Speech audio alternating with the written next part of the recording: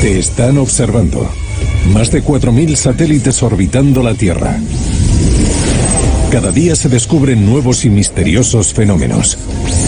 Algunos desafían la lógica. Una ciudad perdida en la selva hecha de coral, con espíritus maléficos y caníbales. Cada espíritu tiene una fuente de poder oscura que no quieres conocer. Cuanta más gente mataran y más comieran, más fuertes se volvían. Cosacos, rituales de sangre y el posible origen de todas las civilizaciones humanas. Podría ser una de las estructuras más antiguas de la Tierra. ¿Y qué está haciendo la mafia en el volcán más peligroso del mundo? Creo que lo más increíble de estas imágenes del satélite es que nos muestran realmente a la mafia en acción. Fenómenos incomprensibles, misterios vistos desde el espacio. ¿Qué curiosidades ocultan?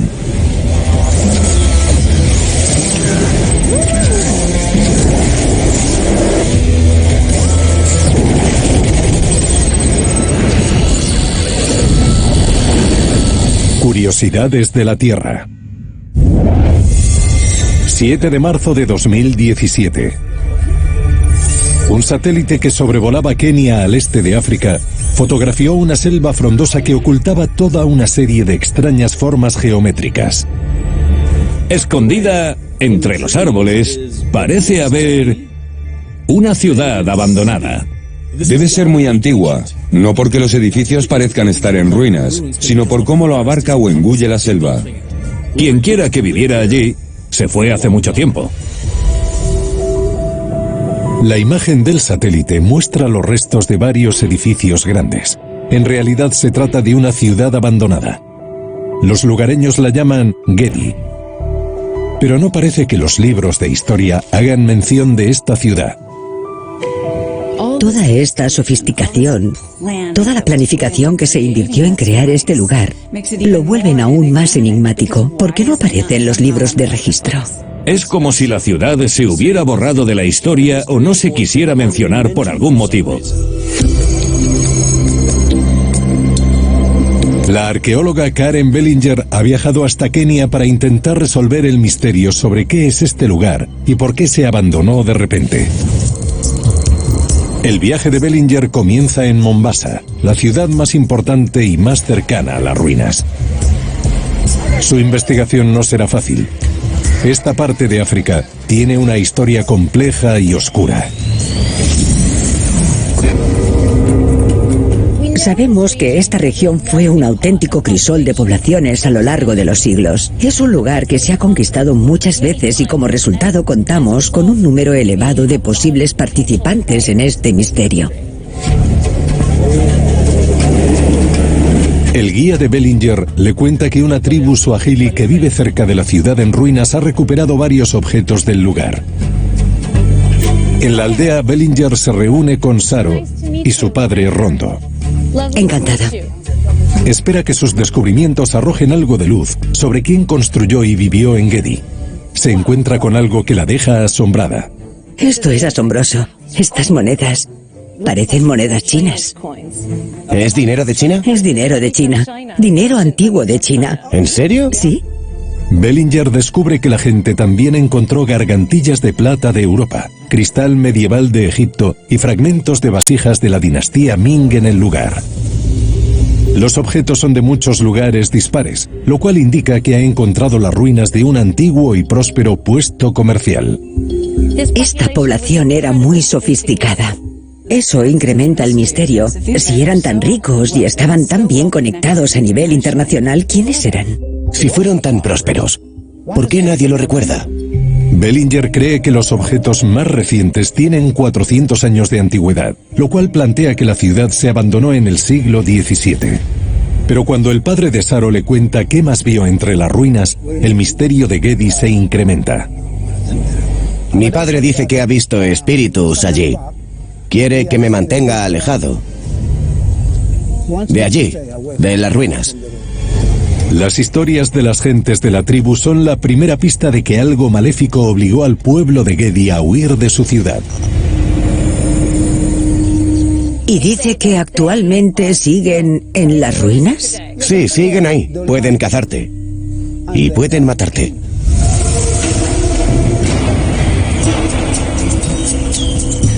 Bellinger está decidida a descubrir qué pasa en Gedi, qué aterroriza tanto a los lugareños. Desde la aldea ha de caminar a través de la selva para llegar a las ruinas. Las advertencias de Saro parecen resonar entre los árboles. Este lugar es muy evocador e inquietante. A medida que Bellinger se aproxima a Gedi, en el propio suelo, la densa selva comienza a revelar sus secretos.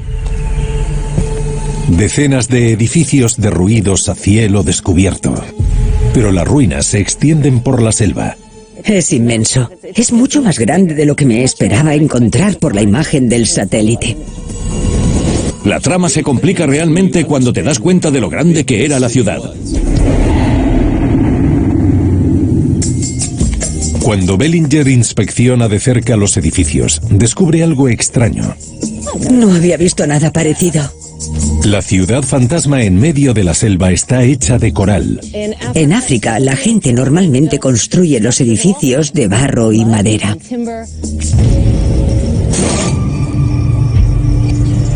A medida que va adentrándose más en la ciudad, Bellinger localiza los restos de lo que parecen palacios y casas enormes y cámaras reforzadas, probablemente utilizadas para almacenar oro y tesoros. Todo parece construido a partir de bloques organizados de forma compleja decorados con vida marina. Los edificios construidos con coral, recogido a kilómetros de allí, indican que se trata de algún tipo de ritual o que tenían una función. Al margen de las ruinas, Bellinger descubre una posible pista sobre por qué miles de personas decidieron abandonar esta rica ciudad coralina. Esto es curioso. Secciones de lo que parecen ser dos muros enormemente fortificados con agujeros tallados. Debieron utilizar estos agujeros para espiar y seguramente para utilizar armas defensivas de algún tipo. El descubrimiento es otra pista de por qué debieron abandonar Gedi. A las personas que vivían aquí les aterrorizaba alguien o algo. La ciudad estaba bastante bien defendida. Pero ¿de qué se protegían? Esa es la cuestión. A continuación, terror en la selva. ¿Caníbales? Sí, ¿Se comían a la gente? se comían a todo el que atrapaban.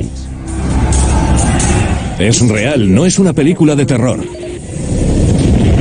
Y una nube mortal sobrecalentada que amenaza a millones de personas. No puedes hacer nada de nada.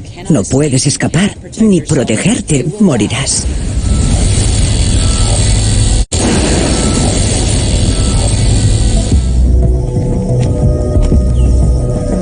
La arqueóloga Karen Bellinger se encuentra al este de África investigando unas ruinas antiguas captadas por satélite. Su investigación indica que formaron parte de una gran ciudad de gran riqueza, aunque curiosamente no aparece en ningún libro de historia. Un enorme muro defensivo sugiere que sus habitantes tuvieron un siniestro final. En algún momento a los habitantes de esta ciudad les preocupó la posibilidad de que llegaran forasteros hostiles o invasores. A medida que Bellinger va explorando los grandes edificios visibles en la imagen del satélite, descubre una pista sobre quiénes pudieron habitar esta ciudad en ruinas. Y no es lo que se esperaba. Esto es un mihrab. Es un lugar de la mezquita que normalmente mira hacia la Meca. Los habitantes de este lugar eran musulmanes.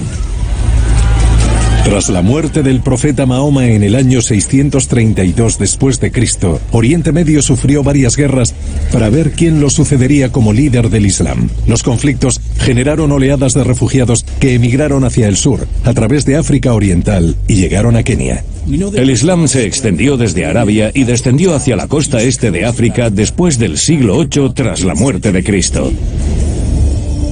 La mezquita hace pensar que fueron mercaderes musulmanes, descendientes de esos refugiados, los que amasaron las riquezas de la ciudad. Sin embargo, los miembros de las tribus suahilis de la zona han advertido a Bellinger que las ruinas están ahora bajo el control de espíritus maléficos. La ciudad es hogar de los jinn, criaturas sobrenaturales descritas en la antigua mitología árabe. Según el Corán, los jinn fueron creados a la vez que los humanos. Los humanos se crearon a partir de barro y tierra y los jinn a partir del fuego humeante. El genio de los cuentos de Aladino está inspirado en los jinn. Pueden cambiar de aspecto para adquirir forma humana y animal y habitan en lugares abandonados como ruinas y tumbas, y muchos de ellos ensucian el lugar. Se dice que los jinn rondan en ciertos lugares, sobre todo en lugares antiguos. La creencia de la tribu sobre que los jinn rondan por la ciudad ofrece más pruebas posibles sobre que algo diabólico sucedió aquí. Cada jinn tiene una fuente de poder oscura a la que es mejor no verse arrastrado. Están en armonía con Satanás, así que es mejor no molestarlos.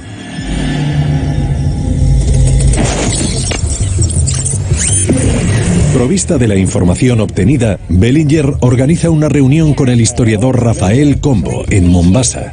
Muchas gracias por reunirse conmigo. De nada, tome asiento.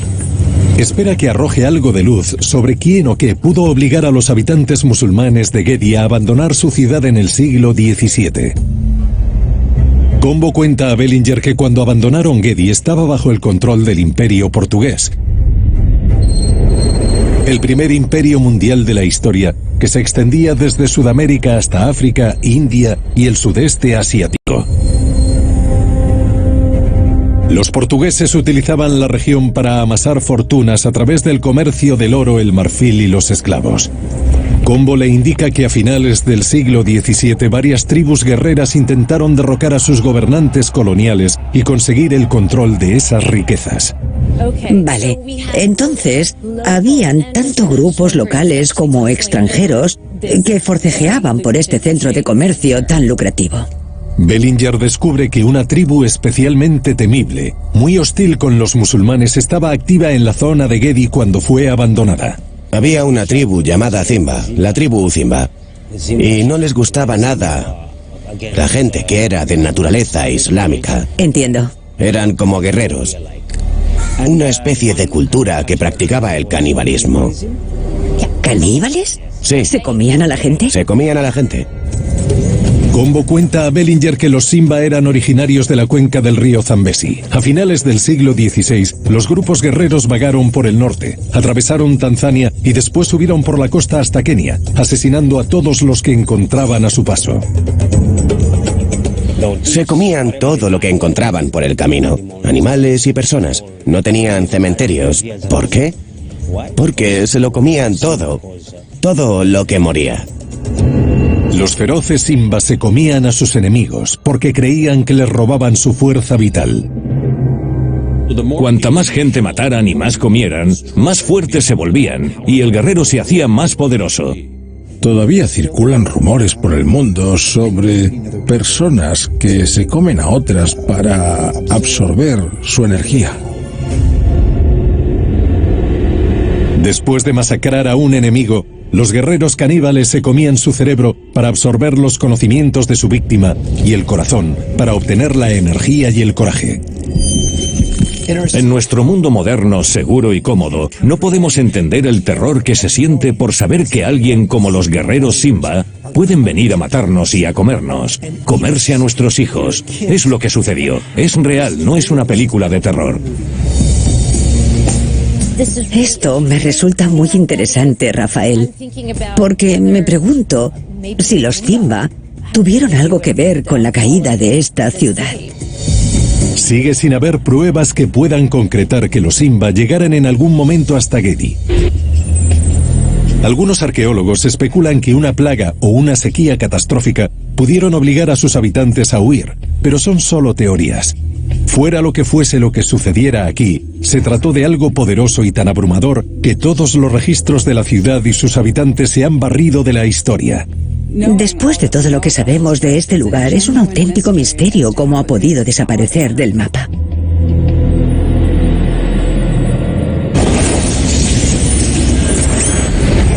...12 de julio de 2017... El satélite de observación Sentinel-2 sobrevuela Nápoles en la costa occidental de Italia. al pasar por las inmediaciones del volcán del Monte Vesubio, capta esta imagen. A mí esto me hace saltar las alarmas. Se ve una columna de humo saliendo de uno de los volcanes más peligrosos del mundo. Parece que va a entrar en erupción. Desde que comenzaron los registros, el Vesubio ha entrado en erupción 50 veces, la más reciente en 1944, cuando rocas ardiendo del tamaño de balones de baloncesto cayeron sobre los habitantes de la zona y las fuerzas aliadas ocupantes.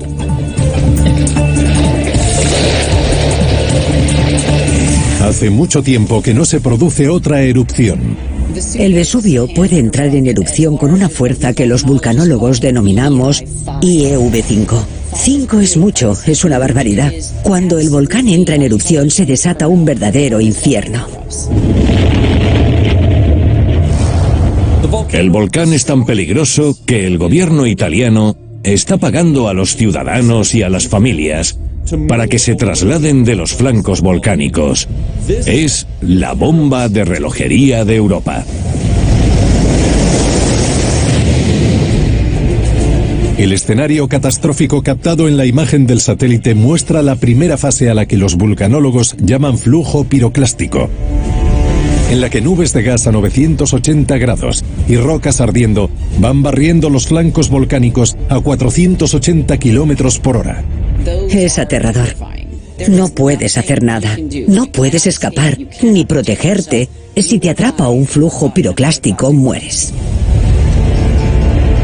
En el año 70 después de Cristo, el flujo piroclástico del Vesubio aniquiló las ciudades aledañas de Pompeya y Herculano, matando a aproximadamente 30.000 personas.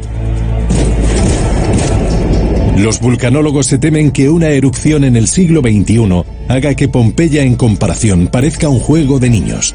Se debe a que la población de la zona circundante es mucho más densa. Ahora hablaríamos de millones de personas. Sin embargo, cuando la vulcanóloga Brittany Brand consultó los informes sobre la zona, descubrió algo que no aparecía. Cuando entran en erupción no lo hacen en silencio. Producen mucha energía sísmica. Y lo curioso es que cuando se tomó esta imagen, el volcán estaba en silencio. ¿Qué es lo que provocó ese humo? La analista Brown Agrius recurre a la imagen para encontrar pistas. El humo en realidad no sale del centro, como se espera que haga en un volcán. Hay mucho humo por las laderas y la base de la montaña. Se parece más al humo que se produce en los incendios forestales. Agrius aplica un filtro infrarrojo para eliminar las columnas de humo de la imagen. Descubre que no se trata de los habituales incendios forestales. Podemos ver claramente que hay decenas de incendios. Es como si alguien hubiera ido a provocar varios incendios. ¿Por qué alguien provocaría un incendio en un volcán?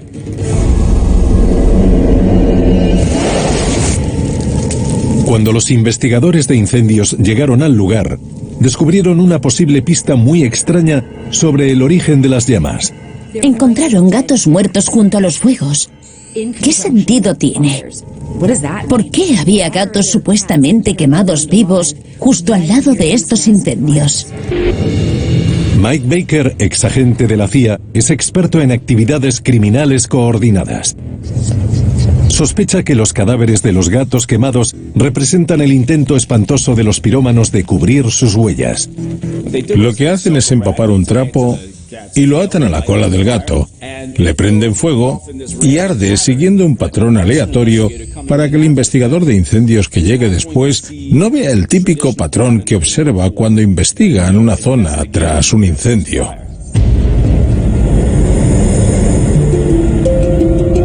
Cuando la periodista Sarah Carter llamó a sus contactos que viven cerca del Vesubio para identificar a los culpables, la investigación tomó otro giro muy extraño. Me puse en contacto con fuentes italianas y me dijeron lo siguiente, que creían que era una operación de la mafia, que los incendios los había provocado la mafia intencionadamente. Durante sus más de 150 años de historia, los ingresos de la mafia han procedido de la extorsión, las apuestas y las drogas.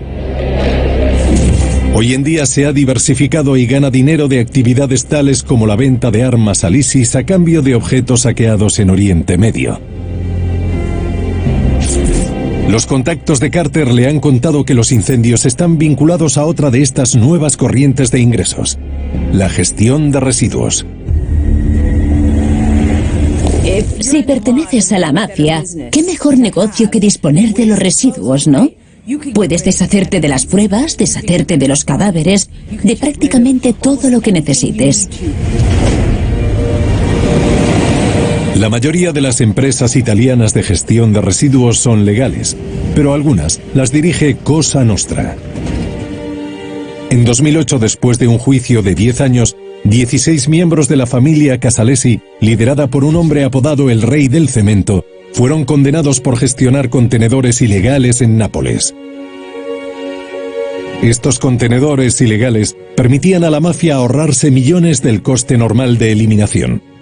Se trata de una organización criminal, así que por definición no tienen una mentalidad comunitaria, no piensan ¿cómo seguimos lo que dicta la ley en cuanto a la gestión de residuos? ¿Cómo nos deshacemos de la basura? Les da igual.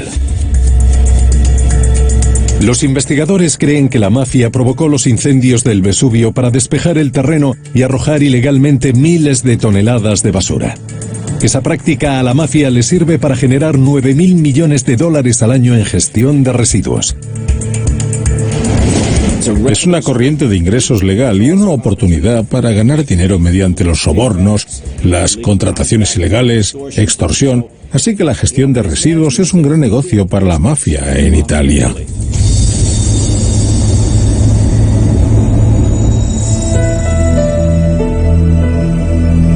Hoy las columnas de humo han desaparecido, pero el oscuro espectro de la mafia y la próxima megaerupción del Vesubio se siguen cerniendo sobre esta parte de Italia.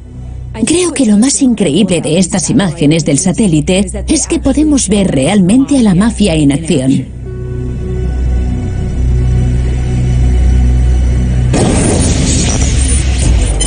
A continuación, una base militar secreta y las armas milagrosas de Hitler. Estas armas estaban adelantadas a su época. Y un satélite suicida que combate la órbita de la Tierra. Supondría otro paso hacia la verdadera guerra espacial.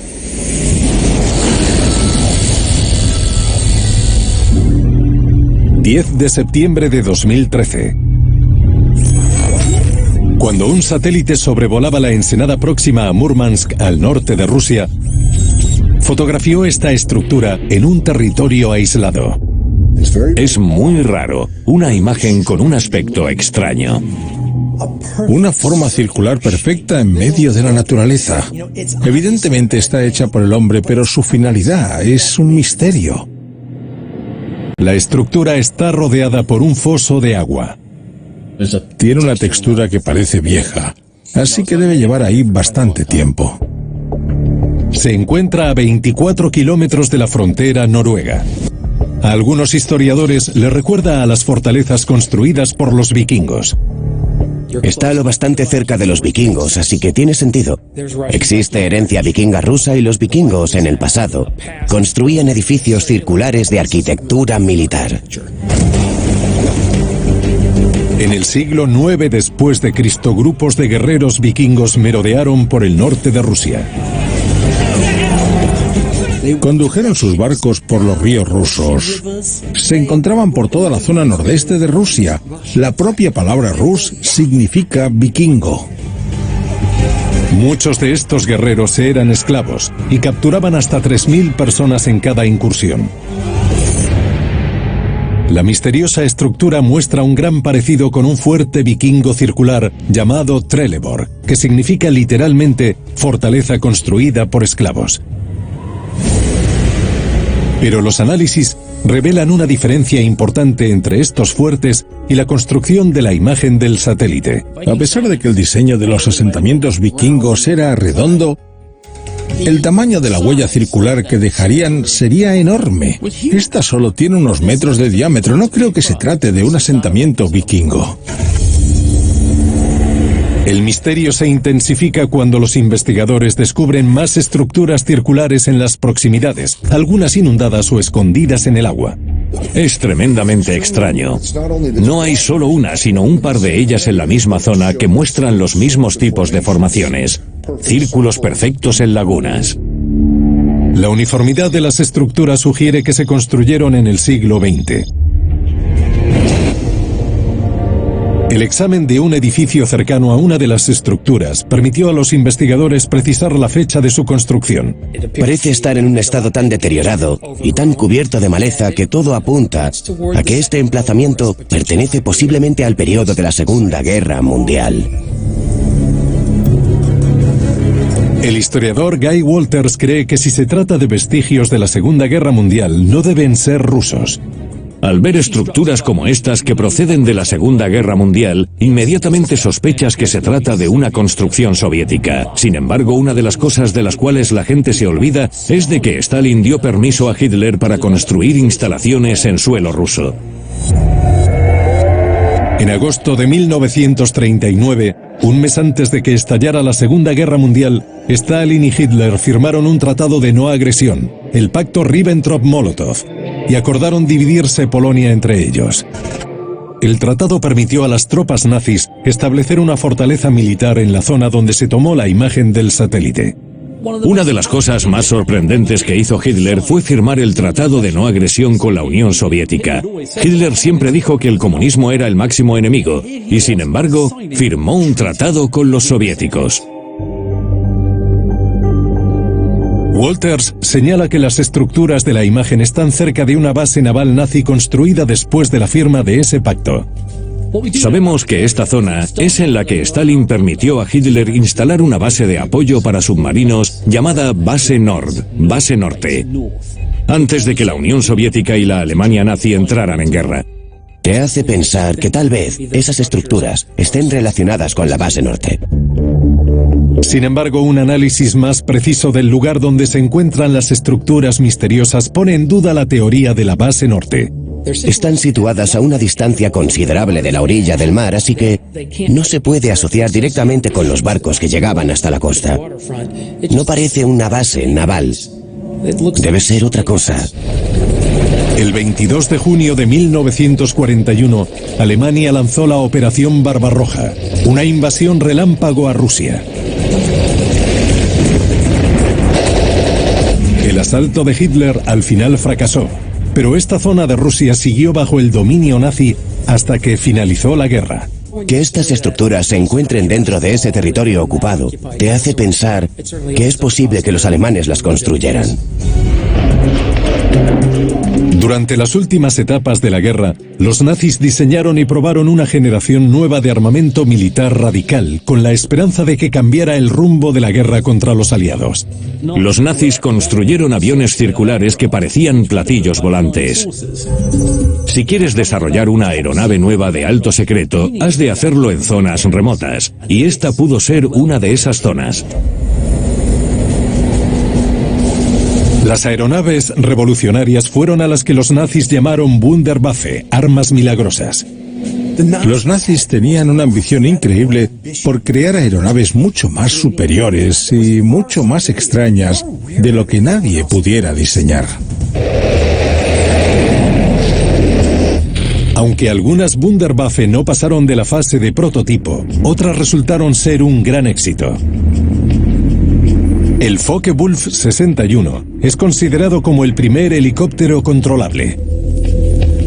Y el V-2 fue el primer objeto hecho por el hombre en entrar en el espacio que influenció directamente al diseño del cohete Saturno V, que llevó a los astronautas del Apolo hasta la Luna. No puedes evitar respetar el hecho del increíble genio técnico que conllevó el diseño de estas armas. Y esas armas estaban adelantadas a su época.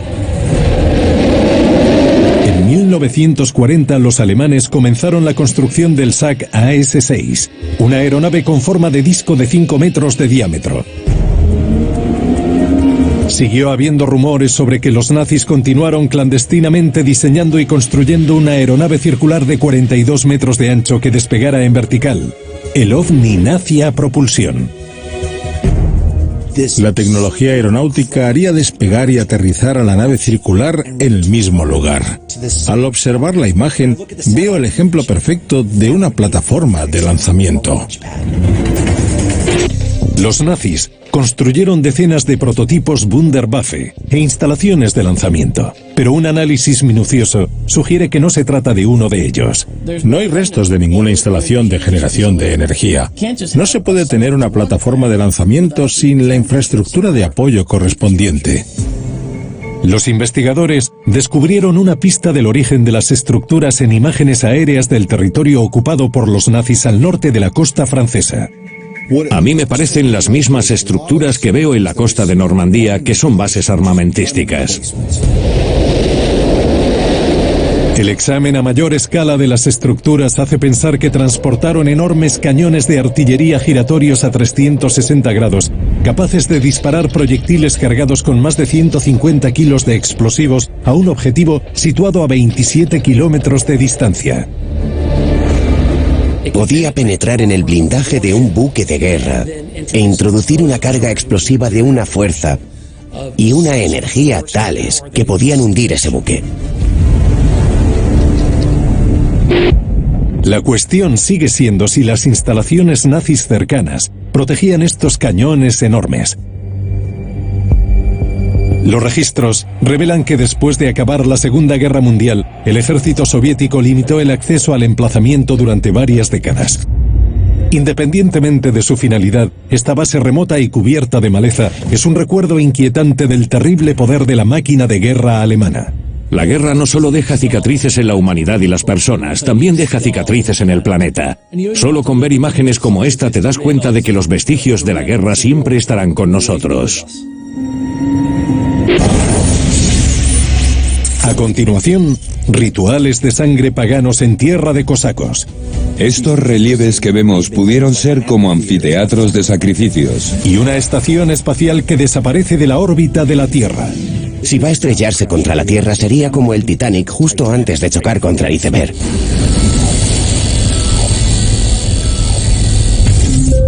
...6 de octubre de 2010... El satélite WorldView 2 capta esta imagen en el cielo al este de Canadá. El objeto que hay en medio de la imagen parece estar colgado en mitad del aire. La imagen deja atónitos a los analistas. Es interesante porque parece un satélite. ¿Cómo pudieron captar a este satélite haciendo zoom desde otro satélite? El objeto de la imagen parece estar a tan solo unos cuantos cientos de metros de distancia, lo cual genera el temor de que se trate de un enorme objeto fuera de control que esté orbitando en la Tierra a casi 8 kilómetros por segundo. Si consiguieras una imagen tan clara de un satélite con otro satélite, las dos ondas estarían peligrosamente cerca. Todo operador de satélites que viera esta imagen se aterraría. Sería como un espectáculo de terror. ¿Será un satélite que se ha descontrolado? Los investigadores analizaron la imagen para buscar pistas. El objeto de la imagen tiene unos cuadrados que parecen paneles solares. Y si los cuentas, son los mismos que habría en la Estación Espacial China.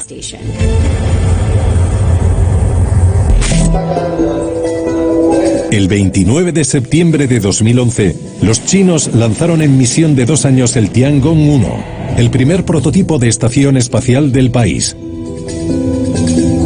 Pero cuando la Agencia Espacial China puso en modo suspensión el Tiangong-1, la misión multimillonaria salió mal.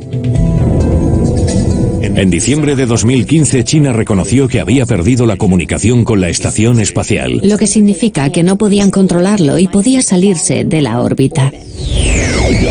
A medida que la estación espacial de 10 metros de longitud y 9 toneladas pierde el control de la órbita de nuestro planeta, la gravedad lo arrastra de forma incesante hacia la superficie de la Tierra.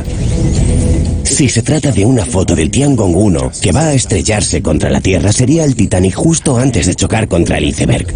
Al caerse de su órbita, una barra de metal de tan solo 6 metros de longitud impactaría con la misma fuerza que una bomba nuclear. Va a estrellarse contra la Tierra, no cabe duda de ello. Habrá piezas grandes que aterrizarán en algún sitio. Puede que caigan en el mar, no pasa nada, pero ¿y si caen sobre Nueva York? Cuando los analistas volvieron a ver la imagen, descubrieron diferencias clave entre el satélite misterioso y el satélite chino fuera de control. El Tiangong no coincide exactamente con lo que vemos en la imagen. Es una estructura de módulo circular con paneles solares que sobresalen. El experto en aviación Joe Papalardo tiene otra teoría. El satélite no está fuera de control. Es un satélite suicida. China, Rusia y Estados Unidos están interesados en dominar el espacio militarmente. Una forma de conseguirlo es mediante satélites que colisionen con otros satélites, misiones suicidas. En 2017, después de permanecer 2 años en suspensión, un misterioso satélite ruso de repente y de forma espectacular cambió su órbita, dirigiéndose directamente a un satélite meteorológico chino y aproximándose a él a tan solo unas decenas de metros. Si se trata de algún satélite diseñado para acercarse a otro con oscuras intenciones, supondría otro paso hacia la verdadera guerra espacial.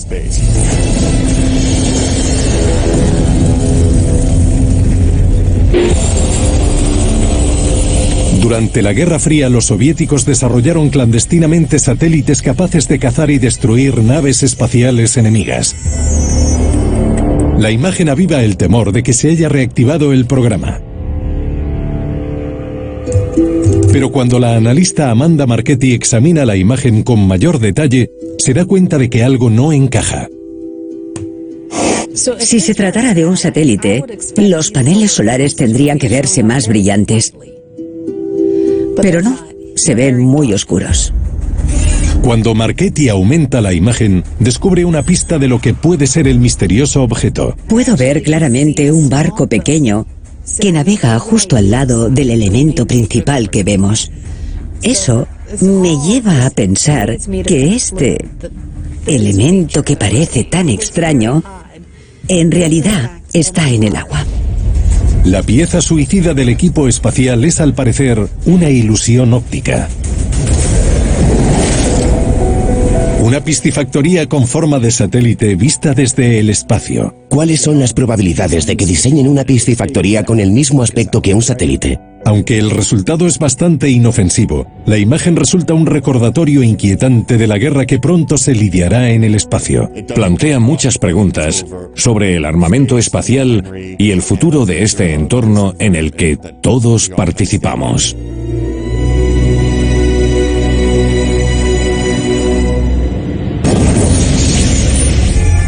Septiembre de 2016. Un satélite que sobrevolaba el este de Ucrania capta la imagen de un relieve extraño en un paisaje rural. La imagen es extraña. Hay una parte muy redonda que parece un cráter con piernas que sobresalen por los laterales. Es muy misterioso.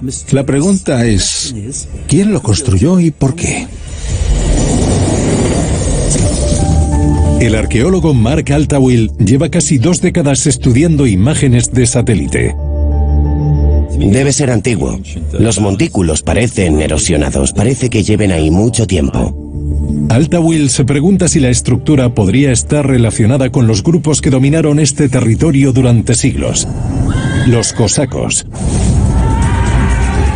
Los cosacos eran los chicos malos de la Europa oriental, montados a lomos de sus caballos con espadas curvas enormes, con unos cascos que les daban un aspecto muy intimidatorio. Se cree que los primeros guerreros cosacos eran esclavos fugitivos del siglo XV, convictos que escaparon y desertores militares.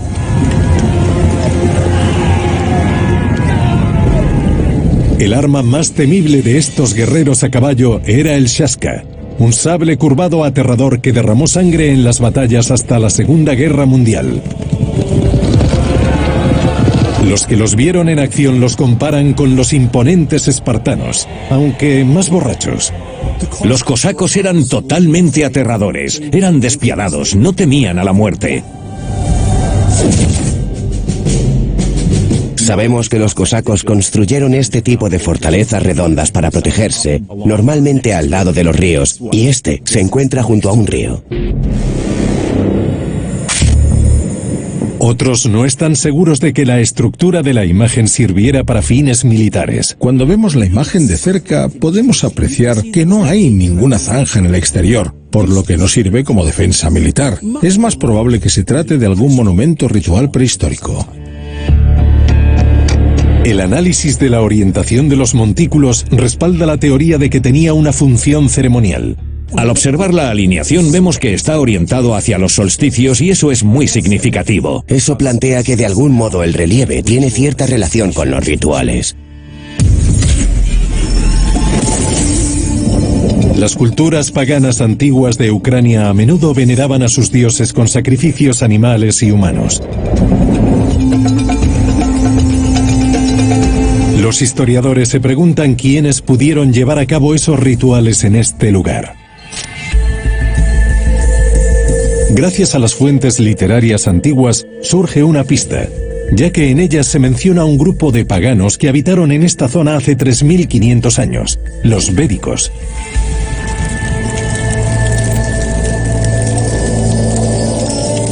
La teología védica es una religión pagana antigua del mundo oriental. A pesar de que hoy en día se practica sobre todo en la India, se cree que la religión védica tuvo su origen aquí, en Ucrania. Sus seguidores dan culto a los elementos, como el fuego y los ríos, y veneran a la deidad de Indra, dios de dioses, y el señor del rayo, el relámpago y las tormentas. La teología védica trata de la armonía con la tierra. Si tomas cosas de la tierra, has de devolvérselas a la tierra, y a veces esas cosas que se devolvían eran sacrificios humanos. La altura y la forma del montículo sugieren que el relieve central de la imagen podría haber sido una especie de escenario de sacrificios, inundado por la sangre de los cuerpos masacrados. Los lugares elevados suelen ser lugares sagrados, así que tal vez estos relieves pudieron ser como anfiteatros de sacrificio, zonas en las que reunían a personas, animales o lo que fueran a sacrificar.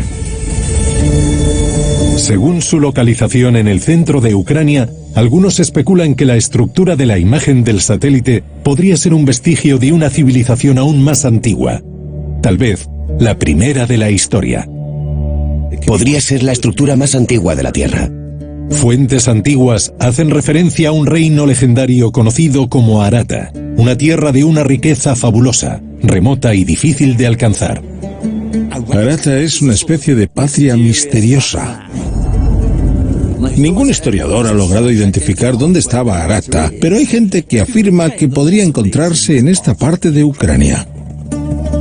Según algunas fuentes, la civilización Arata fue la primera de la historia de la humanidad. Sus gentes continuaron formando muchos de los grandes imperios de la antigüedad. Se cree que Arata fue un gran imperio que influenció a las primeras civilizaciones del mundo. Hablamos del antiguo Egipto, de Mesopotamia, India, lo que se nos ocurra. Si Arata existió, podría ayudar a explicar un misterio que lleva décadas desconcertando a los científicos. ¿Cómo es que en países en extremos opuestos del mundo compartan tantas similitudes en el lenguaje? El inglés, el alemán, el francés, el italiano, el español son parte de una familia de idiomas compartida desde la parte occidental de Europa, atravesando Persia y la India, y se cree que tienen un origen común.